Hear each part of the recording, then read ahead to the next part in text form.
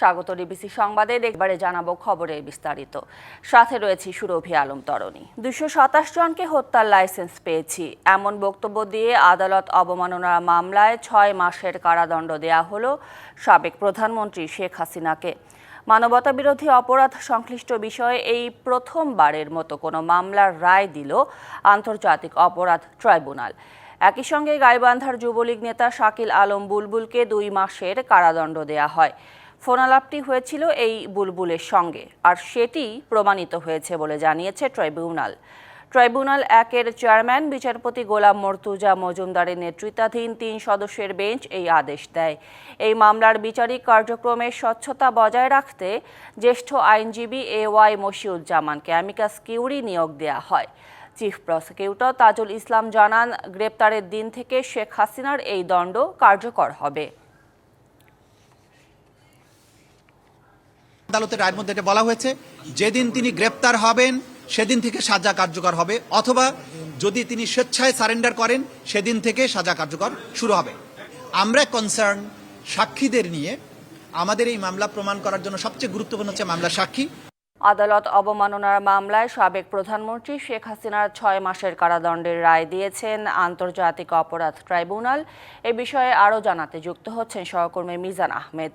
মিজান, মামলার রায়ের বিষয়ে প্রসিকিউশন কি বলছে, আর নতুন কোনো তথ্য থাকলে সেটিও জানাবেন।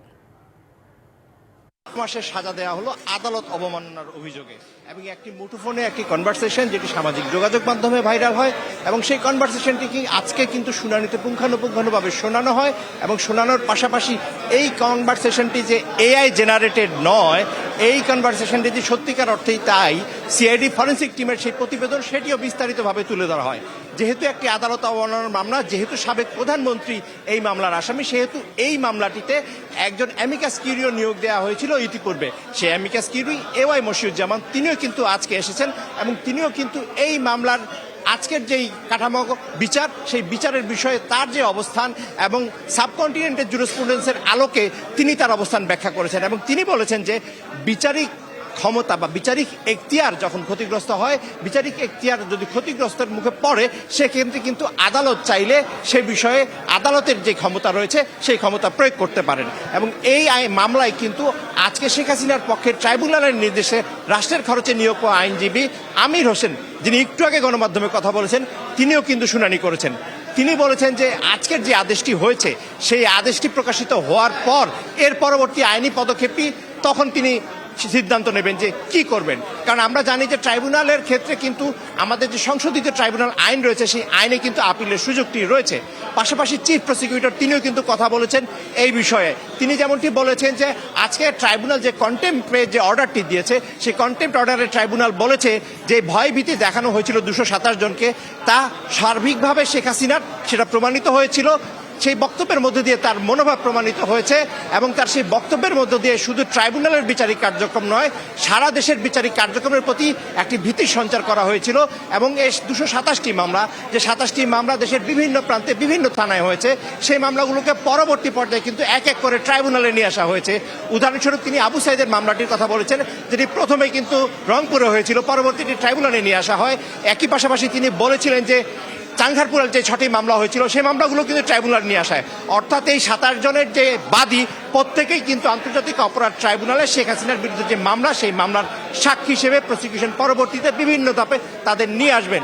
এবং আজকে আদালত কঠোরভাবে তার অবস্থান তুলে ধরেছেন, এবং আপনার ইন্টারন্যাশনাল ক্রাইমস ট্রাইব্যুনাল একটা আদালতের যে এখতিয়ার, সেই এখতিয়ার তুলে ধরে আদালত বলেছেন যে সেই এখতিয়ার বলে 1 বছরের সাজা থাকলেও আদালত এক্ষেত্রে 6 মাসের সাজা দিচ্ছেন।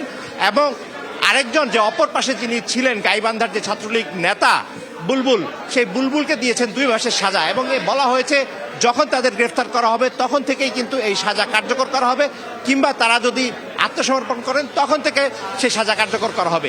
শুনানিতে একটি বিষয়ে আইনজীবীদের বক্তব্য ছিল, এবং সেই বিষয়ে আদেশের পর্যবেক্ষণে কিন্তু আদালত দিয়েছে। সেই বিষয়টি হচ্ছে, যেহেতু দুটি জাতীয় গণমাধ্যমে এই আদালত অবমাননার বিষয়টি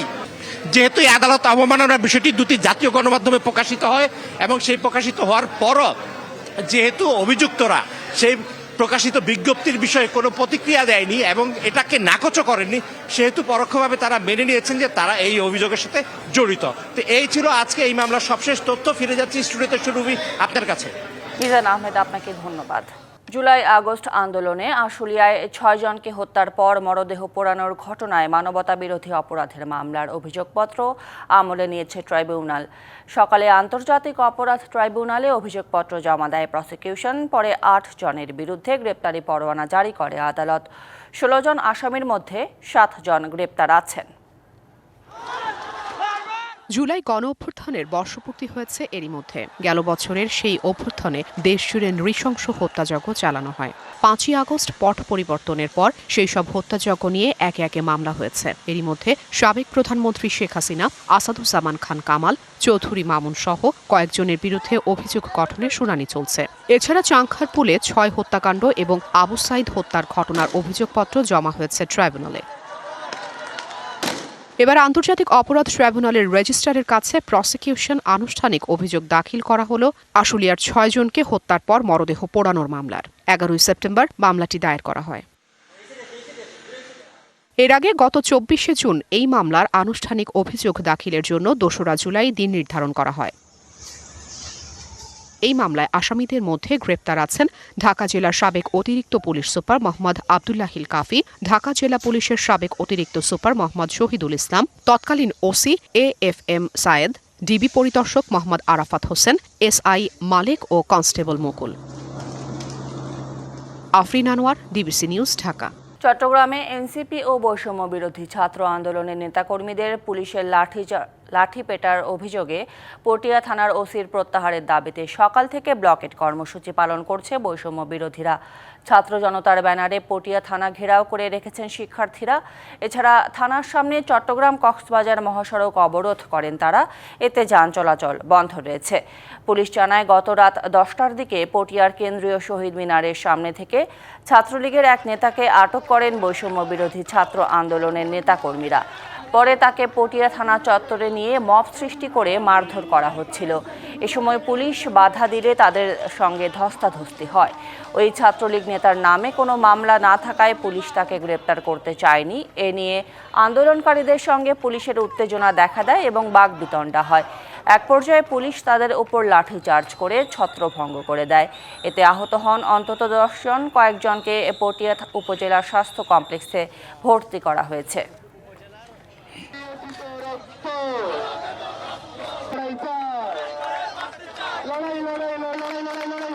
এ বিষয়ে আরও বিস্তারিত জানাতে চট্টগ্রাম থেকে যুক্ত হচ্ছেন আমাদের সহকর্মী মুজিবুল হক। মুজিব, জানাবেন পটিয়া ব্লকেট কর্মসূচির ব্যাপারে নতুন কি তথ্য রয়েছে আপনার কাছে?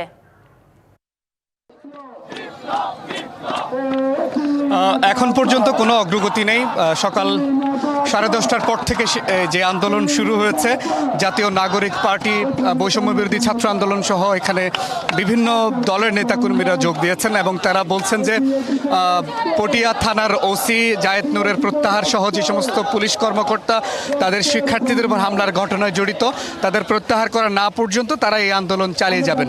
আমরা এর আগেও জানিয়েছি এই আন্দোলনের ফলে কক্সবাজার থেকে যে সমস্ত যানবাহন চট্টগ্রামে আসছে সেই যানবাহনগুলো আটকা পড়েছে এবং পাশাপাশি চট্টগ্রাম থেকে যে যানবাহনগুলো কক্সবাজার অভিমুখে যাচ্ছে সেগুলো কিন্তু আটকা পড়েছে।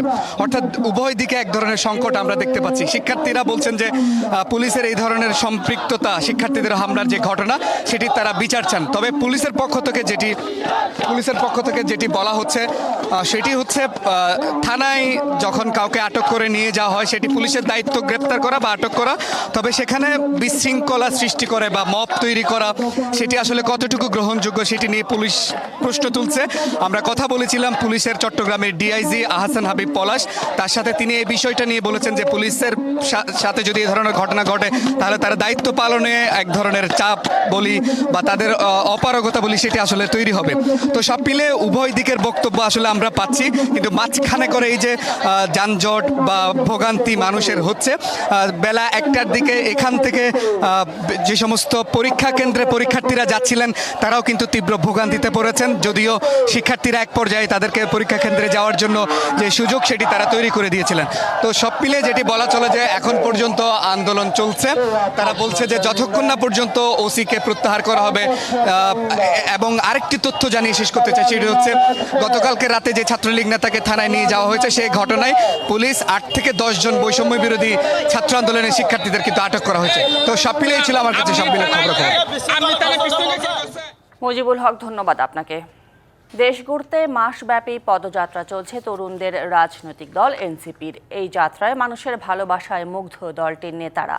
সংগঠনের শীর্ষ নেতারা বলছেন, দেশের সাধারণ মানুষ পরিবর্তন চায়। তারা তরুণ নেতৃত্বের ওপর আস্থা রাখেন।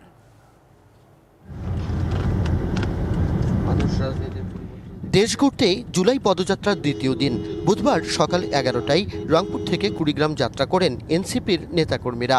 যাত্রাপথে চায়ের দোকানে থামেন সংগঠনের শীর্ষ নেতারা। পাশেই বসে মৌসুমি ফলের আসর।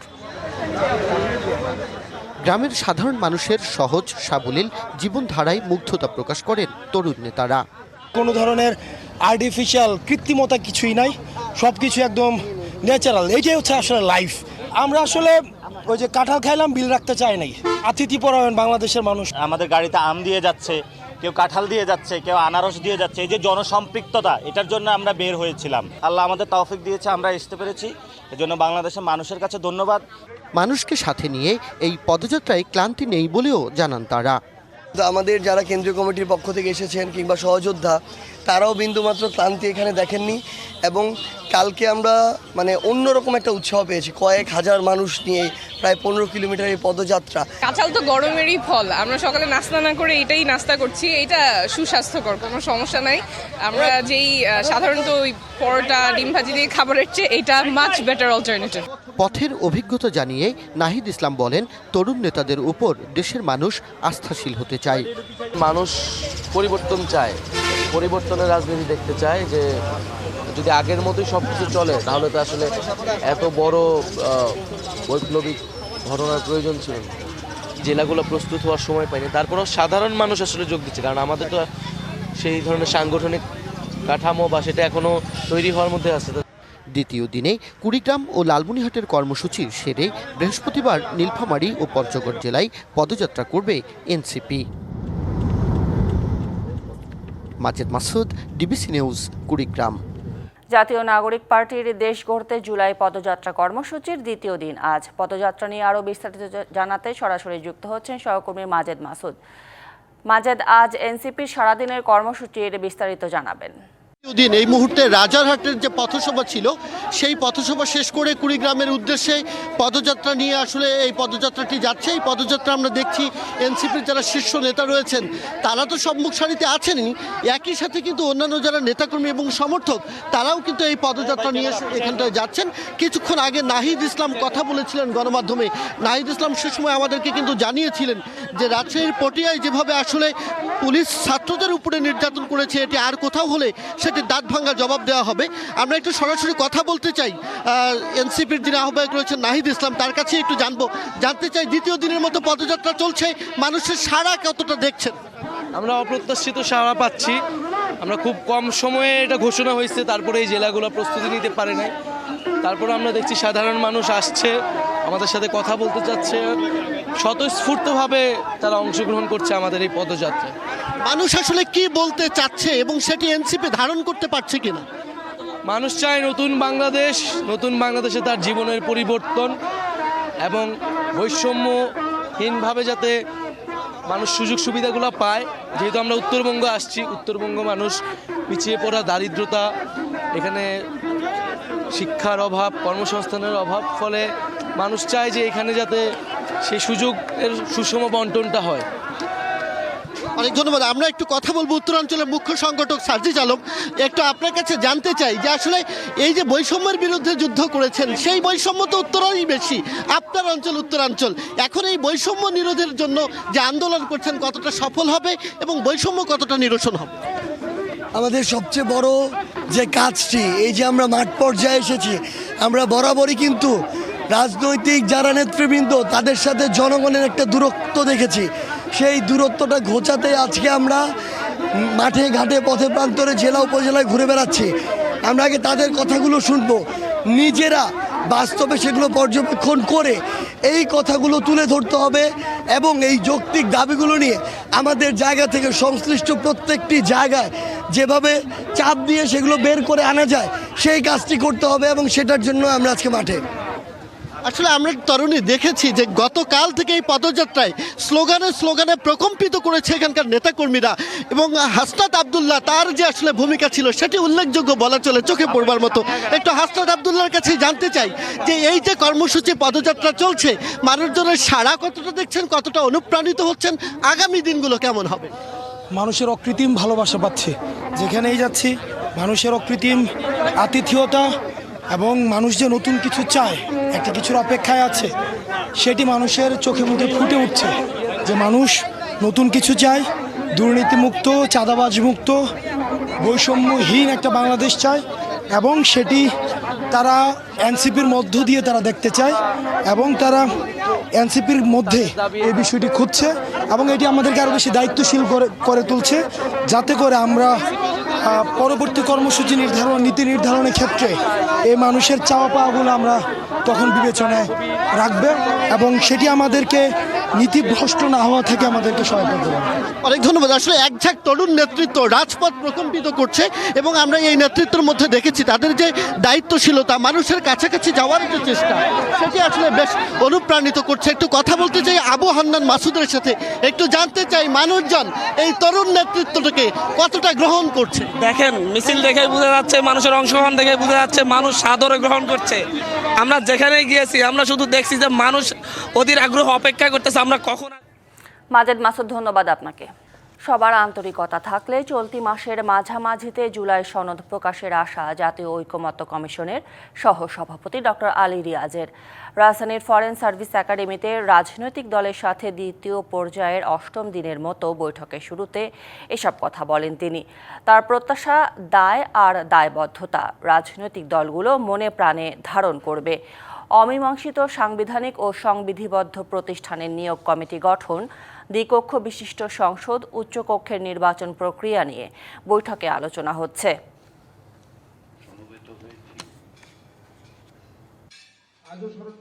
ত্রয়োদশ জাতীয় সংসদ নির্বাচনের জন্য সেটা আইনের সেকশন 8-এ কোনো একটা উপধারার মধ্যে আপনি যদি অ্যামেন্ডেড করেন যে ইমিডিয়েটলি অর্ডিন্যান্স করে যে এই এক্সপার্ট কমিটিটা ইলেকশন কমিশনের অধীনে এইবারের জন্য সহায়তা করবে। জুলাই মাসের এই 2 তারিখে দাঁড়িয়ে যেটা আমার মনে হয় যে আমরা চেষ্টা করলে জুলাই মাসের মাঝামাঝি সময়ে হয়তো একটা সনদের জায়গায় যেতে পারবো। এটা আপনাদের সকলের প্রচেষ্টা, সকলের আন্তরিক সহযোগিতাটা হচ্ছে সবচেয়ে বড় জিনিস। এ বিষয়ে আরও বিস্তারিত জানাতে যোগ দিচ্ছেন সহকর্মী আনোয়ার হোসেন। আনোয়ার হোসেন, জানাবেন আজকের আলোচনায় কোন কোন বিষয়গুলো গুরুত্ব পাচ্ছে? শুরুবি জাতীয় ঐকমত্য কমিশনের যে বৈঠক, সেই বৈঠকের যে মধ্যাহ্ন বিরতিতে এরই মধ্যে কয়েকটি দলের নেতারা বের হয়েছেন, তারা তাদের মন্তব্য ব্যক্ত করেছেন। একটু বলি যে আজকের প্রথম যে এজেন্ডাটি ছিল এই বৈঠকে, সেটি হচ্ছে যে নির্বাচনী এলাকার যে নির্ধারণ, সীমানা নির্ধারণ, সেই বিষয়টি কিন্তু আজকে এই এখন পর্যন্ত অর্থাৎ দুপুর পর্যন্ত আলোচনা হয়েছে। তো এখানে রাজনৈতিক দলগুলো, বিশেষ করে জামায়াত আমরা দেখেছি বের হয়েছিল, এবি পার্টি, সেই সঙ্গে সিপিবি যে নেতা সাধারণ সম্পাদক রহিম হোসেন প্রিন্স, তিনিও কথা বলেছেন। তো এক কথাই যদি বলি তাহলে অনেকটাই এই নেতারা বলার চেষ্টা করেছেন যে এই যে সীমানা নির্ধারণ, নির্বাচনী এলাকা, এতে করে অনেকটাই একমতে পৌঁছতে পেরেছেন এখন পর্যন্ত যতটুকু আলোচনা হয়েছে।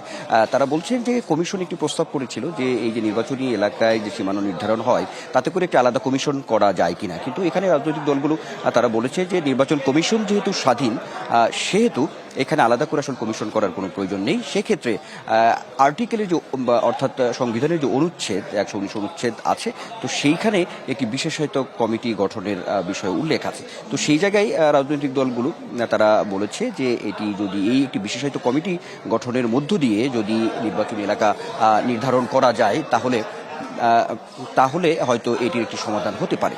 তো এমন একটি আলোচনা চলছে এখন পর্যন্ত। নেতারা বলছেন যে এই আলোচনাটি আরও চলবে মধ্যাহ্নবিরতির পরে, তখন হয়তো এই বিষয়টা আরও একটু পরিষ্কারভাবে তখন হয়তো সামনে আসবে এমনটা জানানো হয়েছে। তারপরে হয়তো আপনার মাধ্যমে আমরা আরও বিস্তারিত দর্শকদেরকে জানাতে পারবো। নিশ্চয়ই আনোয়ার হোসেন, ধন্যবাদ আপনাকে। শেখ হাসিনার সরকারের সময় ইভিএম এর মাধ্যমে ৩,১৭২ কোটি টাকা ক্ষতির অভিযোগে নির্বাচন কমিশনের ৩ জন কর্মকর্তাকে জিজ্ঞাসাবাদ করছে দুর্নীতি দমন কমিশন দুদক। সংস্থাটির সহকারী পরিচালক রাকিবুল হায়াত তাদেরকে জিজ্ঞাসাবাদ করছেন। নির্বাচন কমিশনের উপসচিব ফরহাদ হোসেন, সিস্টেম অ্যানালিস্ট ফারজান আখতার ও ওই সময়ের senior maintenance engineer Mohammad Ashraf Hossain মুখোমুখি হয়েছেন জিজ্ঞাসাবাদের। এদিন সব মিলিয়ে নির্বাচন কমিশনের ৬ জনকে তলব করা হয়। অভিযোগে বলা হয়েছে, সাবেক প্রধান নির্বাচন কমিশনার KM নুরুল হুদা সহ অন্যান্যদের বিরুদ্ধে ক্ষমতার অপব্যবহার ও সরকারি আর্থিক বিধিবিধান লঙ্ঘন করে টেন্ডার ছাড়াই বাজার মূল্যের চেয়ে 10 গুণ বেশি দামে 1.5 লাখ টাকার ইভিএম কিনে সরকারের প্রায় ৩,১৭২ কোটি টাকার ক্ষতি করা হয়। জেলায় জেলায় সংকট সমস্যা, তা থেকে উত্তরণের চ্যালেঞ্জ আর সম্ভাবনার কথা তুলে ধরতে চলছে ডিবিসি এক্সপ্রেস। বিশেষ এই আয়োজনে মতামত থাকছে তৃণমূল থেকে শুরু করে নীতি নির্ধারকদের। ডিবিসি এক্সপ্রেস আজ সারাদিন আছে মাগুরা জেলায়। CSRM ডিবিসি এক্সপ্রেস আজ মাগুরা জেলায়, এবং মাগুরা জেলার যত সংকট এবং সম্ভাবনা আছে সেসব নিয়ে আসলে সাধারণ মানুষের সঙ্গে কথা বলছে। মাগুরা জেলায় একটি সদর হাসপাতাল রয়েছে যেটি 250 শয্যা বিশিষ্ট। এই হাসপাতালে বিভিন্ন রকমের সংকট রয়েছে। এখানকার যারা স্থানীয় রয়েছে, আমি একটু তাদের সঙ্গে কথা বলবো সেই সংকট নিয়ে। একটু আপনার কাছে জানতে চাই যে এখানে একটা সদর হাসপাতাল যেটা 250 শয্যা বিশিষ্ট, অনেকে অভিযোগ করছে নানা ধরনের সংকট রয়েছে। কি কি সংকট? সর্বপ্রথমে এখানে চিকিৎসা সংকট, ভালো চিকিৎসক নাই। তারপরে হাসপাতালের পরিবেশ দুর্গন্ধ, ময়লাযুক্ত, এবং এখানে আপনার হাসপাতালের যে পরীক্ষা নিরীক্ষাগার আছে সেখানে এক্সরে বলেন, আপনার ল্যাবের যে টেস্টগুলো কোনো কিছু এখানে হয় না। অপারেশন থিয়েটার নাই, আমার CCU ICU কোনোটাই নাই।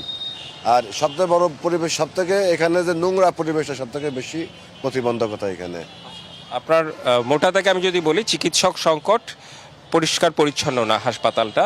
একটু আপনার কাছেও জানতে চাই, আপনার কাছে কি মনে হয় যে হাসপাতালের কি কি সংকট রয়েছে? সঠিক সেবাটা জনগণ পায় না, আর বিশেষ করে একটা সরকারি হসপিটাল, এটা ভাবা যায় না, মানে চিন্তা করা যায় না কি পরিমাণ অপরিচ্ছন্ন। এবং আপনি ভিতরে যে দেখেন যেখানে হাঁটা যায় না, বাথরুমে রুগীরা যায় বা সেখানে তাদের বাথরুম করতে পারে না, হাঁটা যায় না, ময়লার ভাগ। অপরিচ্ছন্নতার বিষয়টা আসলে গুরুত্বপূর্ণ, এটা ঠিক বলেছেন যে বিভিন্ন হাসপাতালে আমরা লক্ষ্য করি সারা দেশে।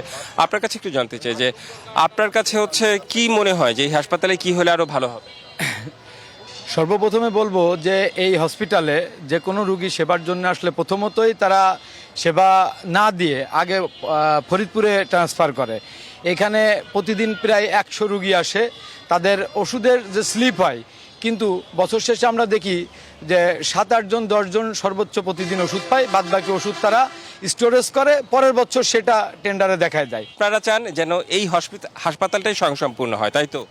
জি, আমি বলতে চাচ্ছি যে আমাদের এইটা শুধু সদর হসপিটালই না, এটা একটা কলেজ হসপিটাল। তো এখানে অবশ্যই ফুল প্রফেসর ডাক্তার থাকতে হবে। তা ফুল প্রফেসর ডাক্তার মাগুরাতে কয়জন আছে আদতে? আন্তর্জাতিক প্রসঙ্গ, গাজায় 60 দিনের যুদ্ধবিরতি চুক্তির জন্য প্রয়োজনীয় শর্তে রাজি হয়েছে ইসরায়েল। এ তথ্য জানিয়েছেন মার্কিন প্রেসিডেন্ট ডোনাল্ড ট্রাম্প। এদিকে হামাস যুদ্ধবিরতিতে রাজি না হলে গাজাকে ধুলোর সাথে মিশিয়ে দেওয়ার হুমকি দিয়েছে ইসরায়েলের কর্মকর্তারা। দ্বিতীয় মেয়াদে মার্কিন প্রেসিডেন্ট হওয়ার আগে থেকেই ফিলিস্তিনের গাজায় যুদ্ধবিরতি নিয়ে ক্রমাগত বুলি আওড়ে যাচ্ছিলেন ডোনাল্ড ট্রাম্প। এবার 60 দিনের যুদ্ধবিরতির প্রয়োজনীয় শর্তে ইসরায়েল সম্মত হয়েছে বলে জানালেন ট্রাম্প। স্থানীয় সময় মঙ্গলবার নিজ মালিকানাধীন সামাজিক যোগাযোগ মাধ্যম ট্রুথ সোশ্যালে একথা জানান মার্কিন প্রেসিডেন্ট। নতুন যুদ্ধবিরতি প্রস্তাব মেনে নিতে ফিলিস্তিনের স্বাধীনতাকামী সশস্ত্র গোষ্ঠী হামাসের প্রতি আহ্বান জানিয়েছেন ট্রাম্প। ট্রাম্পের এমন পোস্টের পর হামাস যুদ্ধবিরতিতে রাজি না হলে এবং বন্দি বিনিময় চুক্তির আলোচনা দ্রুত এগিয়ে না নিলে গাজাকে ধুলোর সাথে মিশিয়ে দেওয়ার হুমকি দিয়েছে ইসরায়েল। গাজা উপত্যকার আরও কয়েকটি এলাকায় বেসামরিক নাগরিকদের দক্ষিণে সরে যাওয়ার নির্দেশও দেয় ইসরায়েলি বাহিনী। এতে উপত্যকাটিতে সেনাবাহিনীর নতুন করে স্থল অভিযান শুরুর প্রস্তুতির ইঙ্গিত পাওয়া যায়। আগামী সোমবার ইসরায়েলের প্রধানমন্ত্রী বেনিয়ামিন নেতানিয়াহুর সাথে হোয়াইট হাউসে ট্রাম্পের বৈঠক হওয়ার কথা রয়েছে। এর আগেই যুদ্ধ বন্ধের জন্য ইসরায়েলকে চাপে রেখেছে যুক্তরাষ্ট্র। এর আগে মধ্যপ্রাচ্য বিষয়ক মার্কিন বিশেষ দূত স্টিভ উইফকফ যখন তার যুদ্ধবিরতির প্রস্তাব তুলে ধরেন, সে সময় হামাস বলেছিল তারা ইসরায়েলি জিম্মিদের ফেরত দিতে প্রস্তুত এবং গাজায় যুদ্ধবিরতি সংক্রান্ত যে কোনো প্রস্তাব মেনে নিতে রাজি। অন্যদিকে ইসরায়েল শর্ত দিয়েছিল যে হামাসকে অবশ্যই অস্ত্র জমা দিতে হবে এবং রাজনৈতিক গোষ্ঠী হিসেবে বিলুপ্ত হতে হবে। এদিকে যুদ্ধবিরতি কার্যকরে যখন তোড়জোড় চালিয়ে যাচ্ছে ওয়াশিংটন, তখন থেমে নেই গাজায় ইসরায়েলি আগ্রাসন। দীর্ঘমেয়াদী অবরোধে খাবারের অভাবে ক্ষুধায় মরছে ফিলিস্তিনিরা। শোভন শাহমিন দিশা, ডিবিসি নিউজ ডেস্ক। সংবাদে ছিল এখনকার মতো। ডিবিসি নিউজের সংবাদগুলো পড়তে ভিজিট করুন dbcnews.tv।